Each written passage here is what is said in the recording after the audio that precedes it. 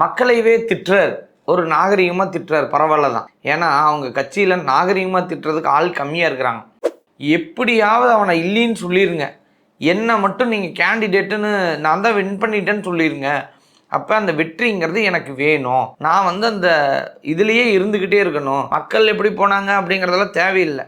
நான் சாதாரண மக்களை பார்த்து கேட்குறேன், உங்கள் குழந்தைகள்லாம் எத்தனை பேர் வெளிநாட்டில் படிக்கிறாங்க? இன்றைக்கி இங்கே படிக்கிறதுக்கு இன்றைக்கி எத்தனை பேர் அந்த கல்விக்கு கட்டணத்துக்கு லோன் போடுறவங்க எத்தனை பேர் இருக்கிறாங்க? நீங்கள் கூவத்திலாம் சுத்தம் பண்ணுறது ஒரு பெரிய கடினமான விஷயம். நீங்கள் அந்த இதெல்லாம் பண்ணுறது ரொம்ப கஷ்டம். நாங்கள்லாம் எவ்வளோ முயற்சி பண்ணிட்டோம். இதெல்லாம் எப்படி இருக்குதுன்னா, ஐயோ நீங்கள் எதுவும் பண்ணிடாதீங்க, நமக்கு ஒரே கஷ்டமாக இருக்குது, எதையாவது பண்ணிக்கிண்ணி தொலைச்சிட்டிங்கன்னு எத்தனை வருஷம் நம்ம பண்ணதெல்லாம் பாடாக போயிடும்.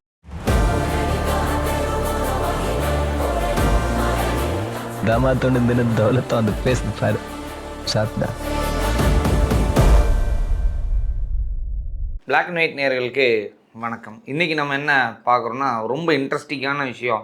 லட்சக்கணக்கானோர் செய்த தவறால் கோடிக்கணக்கானோர் பாதிக்கப்பட்டிருக்கிறாங்க அப்படின்னு சொல்லியிருக்கிறாரு. ஸோ நான் யார் அப்படின்னா, முன்னாள் முதல்வர் திரு முத்துவேல் கருணாநிதி ஸ்டாலின் அவர்கள் சொல்லியிருக்கிறாங்க.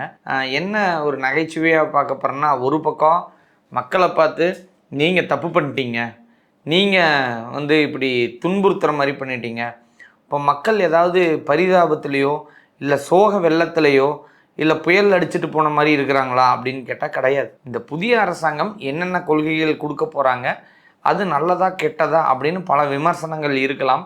நல்லதுன்னா வரவேற்க போகிறாங்க, கெட்டதுன்னா சொல்ல போகிறாங்க. ஆட்சியாளர்கள் மாறி இருக்கிறாங்க, காட்சிகள் மாறுமா அப்படிங்கிறது ஒரு நாளும் நம்ம எதிர்பார்க்குறோம். மாறினா சந்தோஷம் அப்படிங்கிற நிகழ்வு தானே ஒழிய, அதனால் ஏதோ மக்கள் தப்பு பண்ணிட்ட மாதிரி திமுகவோட தமிழ்நாட்டோட முன்னாள் முதல்வர் திரு ஸ்டாலின் அவர்கள் மக்களையவே திட்டுறார். ஒரு நாகரிகமாக திட்டுறார், பரவாயில்ல தான். ஏன்னா அவங்க கட்சியில் நாகரிகமாக திட்டுறதுக்கு ஆள் கம்மியாக இருக்கிறாங்க.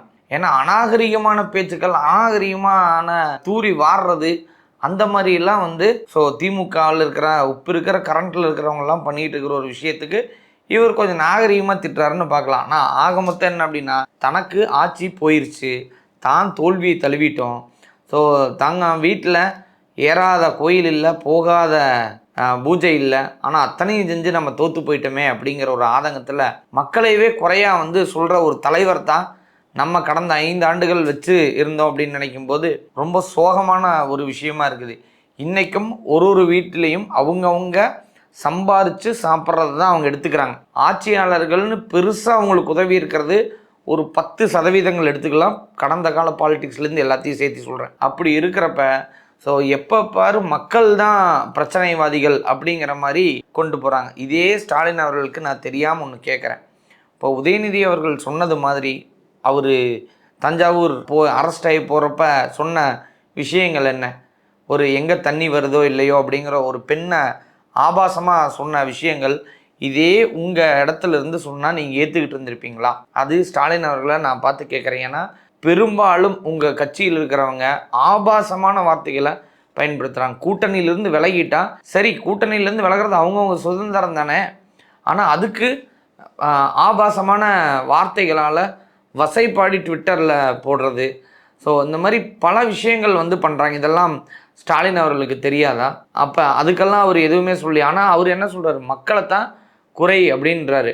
அது போட ஒரு படி மேலே போயிட்டு ஒரு மனு, அதாவது வழக்கு கொடுத்துருக்கிறார். என்ன வழக்கு அப்படின்னா, நிறைய இடத்துல குளத்தூரில் ஓட்டு இயந்திரத்தில் பிரச்சனை இருந்தது அப்படிங்கிறதும், அதனால இந்த எலெக்ஷன் ரிசல்ட் செல்லாது, நீங்கள் அடுத்த கேண்டிடேட்டாக இருக்கக்கூடிய என்ன நீங்கள் வெற்றியாளனா அறிவிக்கணும் அப்படின்னு மனு கொடுத்துருக்கிறார். அப்போ இந்த இடத்துல எப்படி ஒரு சிந்தனை தோணுதுன்னா, எப்படியாவது அவனை இல்லைன்னு சொல்லிடுங்க, என்னை மட்டும் நீங்கள் கேண்டிடேட்டுன்னு நான் தான் வின் பண்ணிட்டேன்னு சொல்லிடுங்க. அப்போ அந்த வெற்றிங்கிறது எனக்கு வேணும், நான் அந்த இதுலேயே இருந்துக்கிட்டே இருக்கணும். மக்கள் எப்படி போனாங்க அப்படிங்கிறதெல்லாம் தேவையில்லை. இப்போ மக்கள்னா இங்கேருந்து தமிழ்நாட்டில் இருக்கிறவங்க இதே சென்னையில் இருக்கிறவங்க சென்னையில் இருக்கிறவங்களாக தான் இருக்கிறாங்க, திருச்சியில் இருக்கிறவங்க திருச்சியில் இருக்கிறவங்களா தான் இருக்கிறாங்க, கடலூரில் இருக்கிறவங்க கடலூரில் இருக்கிறவங்களா தான் இருக்கிறாங்க. யாராவது திடீர்னு ஊர் சிங்கப்பூராவோ இல்லை தாய்லாண்டாவோ மாறி பெரிய டூரிஸ்ட் பிளேஸாக மாறிடுச்சு, இவ்வளோ வசதிகள், ஐயோ எங்கள் வீட்டில் இல்லாத அளவுக்கு பணம் இருக்குது அப்படின்னு யாருக்காவது இருக்கா? உழைச்சா பணம், அவங்க குடும்பத்திலேருந்து போய் கஷ்டப்பட்டு உழைக்கிறாங்க, ஐடியில் வேலை செய்கிறாங்க, இல்லை தினசரி ஏதாவது பூக்கடை அந்த மாதிரி போடுறாங்க. அவங்களோட திறமைக்கும் அவங்களோட உழைப்புக்கும் தகுந்த பணத்தை மட்டும்தான் ஈட்டிக்கிட்டு இருக்கிறாங்களே ஒழிய இந்த திராவிட கட்சிகள் ஆண்டனால ஏதாவது ஒரு மாற்றம் பெருசாக நடந்துருச்சு அப்படின்னு கேட்டால் நடக்கவே இல்லை. ஆனால் இந்த ஆண்ட எம்எல்ஏக்களும் இந்த எம்பிக்களும் இல்லை மினிஸ்டர்ஸாக இருந்தவங்களும் கேட்டிங்கன்னா கப்பல் வாங்குற அளவுக்கு வசதிகளை ஏற்படுத்திக்கிட்டு இருந்திருக்கிறாங்க. அவங்க குழந்தைகள் எல்லாம் இன்றைக்கி பெரும்பாலும் வெளிநாட்டில் தான் படிச்சுக்கிட்டு இருக்கிறாங்க. அதுக்கு உதாரணம் நீலகிரி எம்பி இருக்கிறார்ல ராசா அவர்கள். அவர் சொன்ன ஒரு வீடியோ தான், என் பையன் வெளிநாட்டில் படிக்கிறான், மீதி இங்கே இருக்கிற எல்லார் பசங்களும் வெளிநாட்டில் தான் படிக்கிறாங்க, என் பொண்ணு தான் அதுக்கு தலைமை, அக்கான்னு எல்லாமே என் பொண்ணு தான் லீட் பண்ணுவாங்க. நான் சாதாரண மக்களை பார்த்து கேட்குறேன், உங்கள் குழந்தைகள்லாம் எத்தனை பேர் வெளிநாட்டில் படிக்கிறாங்க? இன்றைக்கி இங்கே படிக்கிறதுக்கு இன்றைக்கி எத்தனை பேர் அந்த கல்விக்கு கட்டணத்துக்கு லோன் போடுறவங்க எத்தனை பேர் இருக்கிறாங்க? அதுக்கே இன்றைக்கி சிரமப்பட்டு கஷ்டப்பட்டு நான் லோன் வாங்கி ஃபீஸ் கட்டியிருக்கிறேன். கல்வி தன் மகனுக்கு மகளுக்கு கிடைக்காதா அப்படிங்கிறதுல ஒரு குடும்பம் எப்படியெல்லாம் இன்றைக்கி ஓடிக்கிட்டு இருக்குது. ஆனால் நம்மளால் தேர்ந்தெடுக்கப்பட்டவங்க எம்எல்ஏ எம்பிலாம் நல்லா வசதியாக சொகுசாக அவங்க வெளிநாட்டில் படிக்க வைக்கிற அளவுக்கு வசதிகளை ஏற்படுத்திக்கிட்டாங்க. அப்போ அவங்க வசதியாக இருந்தாங்களா, மக்கள் வசதியாக இருந்தாங்களா? அவங்க தான் வசதியாக இருந்தாங்க. ஆனால் இவர் என்ன சொல்கிறாரு, லட்சக்கணக்கானவள் பண்ண மக்கள் பண்ண தவறால் கோடிக்கணக்கானவள் பாதிக்கப்படுறாங்கன்னு சொல்கிறார். அப்போ எது நியாயம் அப்படின்னு நீங்களே சிந்திச்சு பாருங்கள். அது இல்லாமல் நம்ம ஒன்றும் திமுகவை குறை சொல்லணும்னு எந்த அவசியமும் இல்லை. ஆனால் அவங்களோட நடத்தை சரி இருக்குதா அப்படிங்கிறது நம்ம பார்க்கணும். அவங்க பெரும்பாலானோர் ரொம்ப முதிர்ச்சி இல்லாமல் ரொம்ப ஆவேசமாக கண்டபடி இன்னைக்கெல்லாம் வேர்ல்டு எது நடந்தாலும் நமக்கு வீடியோ ஆதாரங்களாகவே கிடைக்கிறது எல்லாத்துக்கும் தெரியும். ஆனால் அதையும் மீறி அந்த டெம்பிள்லாம் மீறி ஆதாரம் கிடைச்சாலும் பரவாயில்லன்னு பேசுகிறாங்கன்னா அப்போ இன்டர்நெட் வேர்ல்டுக்கு முன்னாடி எப்படியெல்லாம் இருந்திருப்பாங்க, என்னென்னலாம் பண்ணியிருந்திருப்பாங்க. இதை நீங்கள் யோசிச்சு பாருங்கள், உங்களுக்கே தெரியும். உதாரணத்துக்கு கீர்த்தனா அப்படிங்கிற தொழில்துறை அமைச்சர் இருக்கிறாங்க. அவங்கள பற்றின ஒரு வீடியோ அப்படின்னு சொல்லி அதை பெருசாக பரப்பி விட்டு அது மலேசியாவில் இருக்கிற ஒரு பொண்ணு அவங்க நான் தான் அப்படின்னு சொல்லிட்டாங்க.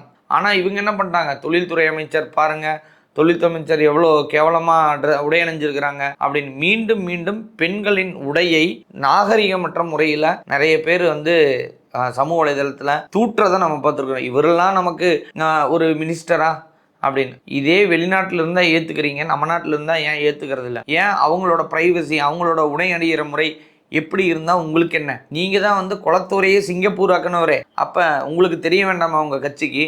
சிங்கப்பூரில் இருக்கிற கலாச்சாரங்கள் வேறு மாதிரி தானே இருக்குது. அப்போ உடை நாகரிகத்தை நீங்கள் மட்டும் எப்படி விமர்சனம் பண்ணலாம்? அமைச்சராக இருந்தால் இப்படித்தான் உடையணியணும்னு ஏதாவது இருக்கா என்ன? அவங்களுக்கும் தனிப்பட்ட வாழ்க்கை இருக்குது இல்லை? உங்களை மட்டும் கேட்டுட்டா எங்களுக்கும் தனிப்பட்ட வாழ்க்கை இருக்குது இதெல்லாம் சொல்கிறீங்க, அப்போ இவங்களுக்கும் இருக்காதா என்ன? அப்போ அவங்கள மட்டும் ஏன் நீங்கள் விமர்சனம் பண்ணுறீங்க? அதுவும் நாகரிகமான முறையில் அநாகரிகமான கெட்ட கெட்ட வார்த்தைகளால் வசைப்பாடி விமர்சனம் பண்ணுறீங்க. அதை எதிர்த்து கேட்குறதுக்கே இங்கே பல பேர் கேட்குறதே இல்லை. ஆனால் அவங்க ஒரு நல்ல ஒரு பெண்மணியாக அதை எதிர்த்துருக்கிறாங்க அப்படிங்கிறது ஒரு பாராட்டக்கூடிய விஷயம். நீங்கள் 1000 அடித்தாலும் நான் திரும்பி எழுவேன் அப்படின்ட்டு இருக்கிறாங்க. இன்றைக்கும் சொல்கிறேன், திமுக இந்த பெண்களை குறி வச்சு பேச மலிவான அரசியல் செய்ய அதோட மக்கள்கிட்ட இருக்கிற சக்தி இன்னும் நாளுக்கு நாள் குறையும். அவரோட முன்னாள் முதல்வர் சொல்கிற மாதிரி லட்சக்கணக்கார் பண்ண தவறு அப்படிங்கிறதெல்லாம் மாறி நாளைக்கு கோடிக்கணக்கான பேர் திமுகவை நிராகரிக்கான வாய்ப்புகளை திமுகவே தேடிட்டு இருக்குது. ஸோ அதுக்கு ஒரு மையப்புள்ளியாக இருக்க யார் அப்படின்னா எதிர்க்கட்சி தலைவர் உதயநிதி அவர்கள் தான். ஏன்னா அவர் தான் இதை தொடங்கி வைக்கிறதே. எந்த இடத்துக்கு போனாலும் இப்போ கூட அவர் அமைதியாக இருக்கிறான்னு கேட்டிங்கன்னா ஆதங்கம், தன்னால் திரும்ப வர முடியலையே, தான் முதலமைச்சராக இருந்திருக்கலாமோ என்னவோ, அப்பா ஜெயிச்சிருந்தா அப்படிங்கிற ஒரு ஆதங்கம். மறுபடியும் என்ன பண்ணுறாரு, இப்போ தஞ்சாவூர் போயிட்டு கீழே இருக்கிறவங்கனால தான் எனக்கு பிரச்சனை வரும். அதில் முந்திரிக்கோட்டை எம்எல்ஏ என்ன பண்ணுறாரு அப்படின்னா, மேடையில் பேசுகிறோம், இது வெளியில் ஒளிபரப்பாகும், மக்கள் பார்ப்பாங்க, நம்ம எப்படியெல்லாம் இது பண்ணுறோன்னு இல்லாமல், அதாவது முதல்வர் அவர்களை, அதாவது ஜோசப் விஜய் அவர்களை ஏதாவது ஒன்று திட்டணும், அதாவது மீடியா ஃபோக்கஸ் வேணும் அப்படிங்கிறதுக்காக அவன் கையை காட்டினா, நான் இது பண்ணேன் 100 நாள் சாதனைன்னு இந்த பெண் அமைச்சர் சொல்லுது, அது என்னத்தை காட்டுச்சோ, திறந்து காட்டுச்சோ அப்படிங்கிற ஆபாசமான வார்த்தைகளை சொல்கிறத உட்காந்து ரசித்து கேட்டுக்கிட்டு இருந்தார். யார்? நம்ம எதிர்க்கட்சி தலைவர் உதயநிதி அவர்களும் அங்கே தோல்வியை தழுவின அன்பில் மகேஷ் அவர்களும். அப்போ இந்த கட்சி எந்த நிலைமையில் இருக்குதுன்னு பாருங்கள். அடுத்த தலைவராக வரக்கூடியவர் தான் இந்த உதயநிதி அவர்கள்.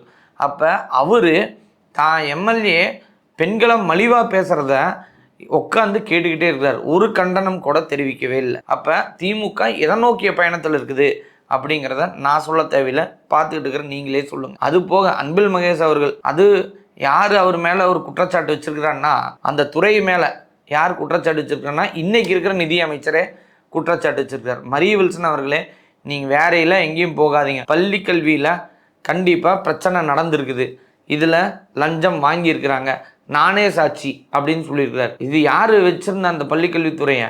அன்பில் மகேஷ் அவர்கள் தான் வச்சிருந்தார். மக்கள் ஒரு சரியான படம் தோல்வியை கொடுத்தாங்க. ஆனால் அவர் என்ன சொல்றாரு, இதுக்கு ஒரு விசாரணை வைங்க, நான் இல்லவே இல்லை நிரூபிச்சா அரசியலே விட்டு விலக தயார் அப்படின்னு அவர் சொல்லியிருக்கணுமா இல்லையா? ஆனால் அவர் என்ன சொல்றாரு, நீங்கள் விசாரணை செய்யுங்க, லஞ்ச ஒழிப்பு போலீஸார் விசாரிக்கணும்னு அவர் எதோ சொல்லிட்டு இருக்கிறார். பல இடங்கள்ல முன் அவர் மேலே கம்ப்ளைண்ட் வைக்க ஆரம்பிச்சிட்டாங்க. உதாரணத்துக்கு ஸ்ரீதர் வேம்பு போன்றவர்கள்லாம் பெரிய கம்ப்ளைண்ட்டாக அவர் மேலே வச்சுருந்தாங்க. இதெல்லாம் நம்ம பார்த்தோம்.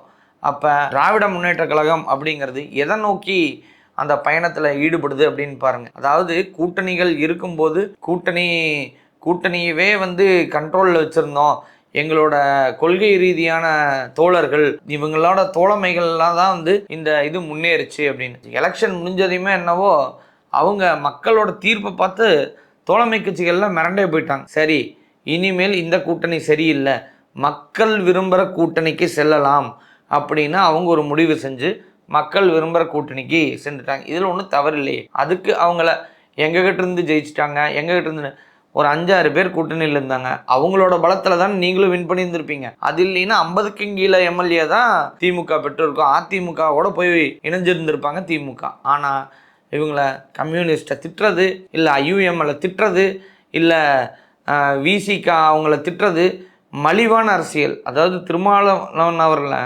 மலிவான அரசியல் செய்து திட்டுறது.